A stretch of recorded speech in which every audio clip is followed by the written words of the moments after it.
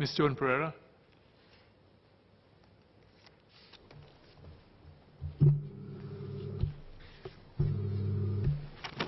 Deputy Speaker, sir, I'm pleased that the prescribed limits for small claims tribunal are being revised upwards. The new default limit of 20,000 is timely and appropriate. In situations where there is mutual consent by both parties, the default will be raised from 20,000 to 30,000. Prices of goods have gone up, and raising the limits would reflect on the current market condition. Nonetheless, sir, I feel that a higher default limit of $50,000 in the absence of mutual consent be set. This is because in many home renovations, for example, the bill often runs much higher. So the claimant should be allowed to seek redress to at least get back some compensation, if not all of it. Also, with more people taking up freelance and contract work in the gig economy, we can expect disputes from time to time which may well be beyond the prescribed limit. For high-value purchases like interior design packages, high-end sound systems, the increase in claims limit is welcome relief, but it should be pegged higher as Singaporeans are proud homeowners and they would spend a lot to furnish their homes. I would also like to raise this question. Often, when we buy, say, a leather settee, the material of the leather may not be clearly described in the invoice. How then could the claimant establish his case before the tribunal against the respondent if he finds the settee supplied is deficient? How detailed should the description be in the invoice? In current practice, most invoices merely state the model number and a generic description of the furniture. I note that disputes from hire purchase, which has been a popular mode of transaction, will be addressed. The limitation period for disputes to be brought to the tribunal is also raised from 1 year to 2 years. This amendment is good because in the case of hire purchase, it usually runs beyond a year. In the case of a dispute in a tenancy agreement, most of these are for more than a year and with the option for both parties to mutually extend by another year. Now, in a tenancy agreement, details are clearly spelled out and the document is signed by both parties with a witness and stamp duty paid. And in this instance, apart from the landlord seeking vacant possession and any damage to the property, can he also claim for stamp duty paid if the tenant did not fulfill his full tenancy? How is the landlord to establish the value of the property damaged? Not many people keep invoices unless there's a warranty attached to it. What would be the proof required? The implementation of these enhancements is insufficient when vulnerable groups such as the elderly lack awareness and fail to claim their rights.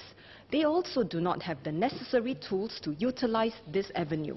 I'm concerned for the elderly who are less educated and who may not know what avenues are available for them to seek redress. This is more so since last year when filing for small claims will have to be done online via the State Courts Community Justice and Tribunal system. Even the submission of documents and monitoring of case developments are to be done online. May I ask if the Ministry has done any study to assess whether it is easy for the elderly to use the platform? Has any outreach program been conducted to generate awareness among this group of people? With more elderly living alone and having no children to depend on, how and where can they obtain assistance and guidance from the state courts with regard to the process?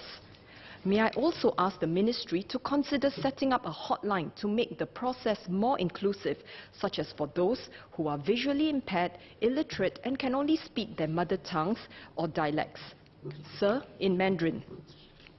此外，一些关心的家属与我分享他们的年长家庭成员如何在购物时受到行销员施压的情况下购买物品。 特别是分期付款租购项目，使他们通常被数额很低的头期付款误导。等到他们意识到应付的全数额实际上是高出许多时，只能后悔遗憾。即使价格账单上有清楚地列出付款细节，老年人有时也不会注意到小的字迹，或者他们被不同的数字搞乱了。碰到一个死缠烂打的销售员，情况就变得更复杂了。我希望政府也能实施以执行2周的降温期，就像保险产品一样。This reminds me of the controversial goodie bag sales, which sees victims, many who are senior citizens living in the heartlands, forking out $100 for various household items that they did not need. While not illegal, the perpetrators clearly use tricky marketing tactics. While it may not be possible to apply such a warranty to all products, it could have a deterrent effect on those who take advantage of the vulnerable. I note the bill gives more power to the small claims tribunals to resolve conflicts. The SCT will adopt a judge-led approach during SCT proceedings, order parties to attend mediation, and award costs against parties where appropriate. Mediation as a primary resolution is good, as it relieves all parties of the time, trouble, and resources from escalating the case to the state courts. However, it becomes a cause of concern when either party uses it as an excuse to drag out the case.